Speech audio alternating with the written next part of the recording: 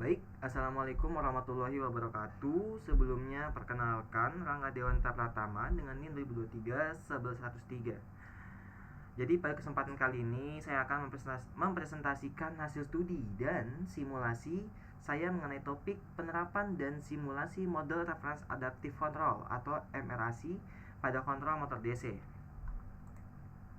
Baik, berikut adalah alur presentasi kita hari ini. Pertama, kita akan membahas masalah yang sering terjadi di industri. Kemudian, kita akan melihat MRAC sebagai solusinya. Lalu, kita akan masuk ke studi kasus spesifik, yaitu kontrol motor DC, dan melihat bagaimana kita merancangnya di Simulink. Puncaknya, kita akan menganalisis dua grafik, hasil simulasi yang menunjukkan keberhasilan sistem ini, dan diakhiri dengan kesimpulan. Jadi, mengapa kita butuh controller yang lebih canggih dari PID biasa? Di dunia industri, kondisi itu jarang sekali statis. Bayangkan, sebuah conveyor belt di pabrik, bebannya bisa berubah drastis dari kosong menjadi penuh. Hal ini membuat controller konvensional yang parameternya tetap menjadi tidak efisien. Jika kita tidak melakukan tuning ulang secara manual setiap kali kondisi berubah, kualitas produk bisa menurun. Inilah masalah yang ingin kita pecahkan. Solusinya adalah dengan menggunakan controller yang bisa berpikir dan beradaptasi sendiri, yaitu MRAC. Sesuai dengan namanya, MRAC bekerja dengan memiliki sebuah model referensi, yaitu sebuah model ideal yang menjadi panutan. Tugas controller adaptif ini adalah memaksa sistem nyata kita plan untuk meniru perilaku si panutan ini secara presisi. Kekuatan utamanya adalah kemampuannya untuk belajar dan beradaptasi secara real time. Untuk studi kasus, kita akan fokus pada sistem yang sangat umum di industri, yaitu motor DC yang menggerakkan conveyor belt. Tantangannya jelas, bagaimana caranya agar kecepatan putaran motor tetap stabil dan konstan, tidak peduli seberapa berat barang yang ada di atasnya.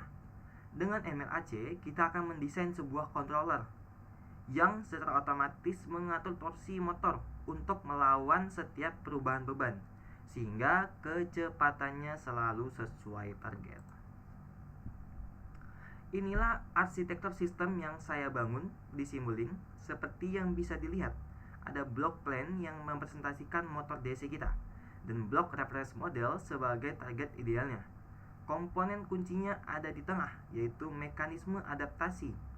Bagian inilah yang terus-menerus membandingkan output keduanya, menghitung error, lalu mengupdate parameter controller, yaitu theta 1 dan theta 2, untuk menghasilkan sinyal kontrol yang tepat. Sekarang mari kita lihat hasilnya. Ini adalah grafik yang paling penting. Garis biru yang mulus adalah target kecepatan ideal dari reference model. Garis kuning adalah kecepatan aktual motor kita. Perhatikan di awal, garis kuning terlihat sedikit gemetar. Ini adalah fase adaptasi. Bisa kita lihat garis biru terlihat sedikit gemetar. Ini adalah fase adaptasi di mana controller sedang belajar. Namun lihatlah, hanya dalam beberapa detik garis kuning berhasil garis biru menempel sempurna pada garis kuning. Ini adalah bukti visual bahwa sistem kita telah berhasil beradaptasi dan mencapai performa yang diinginkan. Selanjutnya, grafik ini menunjukkan apa yang terjadi di balik layar. Ini adalah nilai dari parameter cerdas kita, theta 1 dan theta 2. Sama seperti sebelumnya, di awal terjadi gejolak yang hebat. Ini adalah fase di mana controller sedang aktif mencari nilai yang tepat. Setelah sekitar 5 detik, perhatikan kedua garis menjadi lurus dan stabil. Ini disebut konvergensi, artinya controller telah berhasil menemukan solusi optimalnya.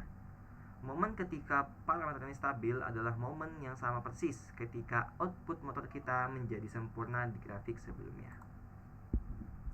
Jadi, apa yang bisa kita simpulkan? MRAC terbukti sangat efektif untuk aplikasi industri yang dinamis. Melalui simulasinya, kita telah membuktikan bahwa controller mampu belajar secara mandiri untuk memaksa sistem nyata mengikuti perilaku ideal tanpa perlu campur tangan manusia. Ini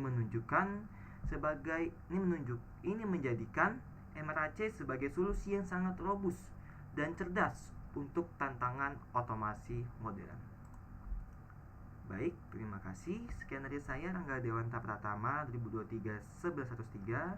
Mohon maaf jika ada salah kata dari informasi yang saya sampaikan. Sekian dan terima kasih.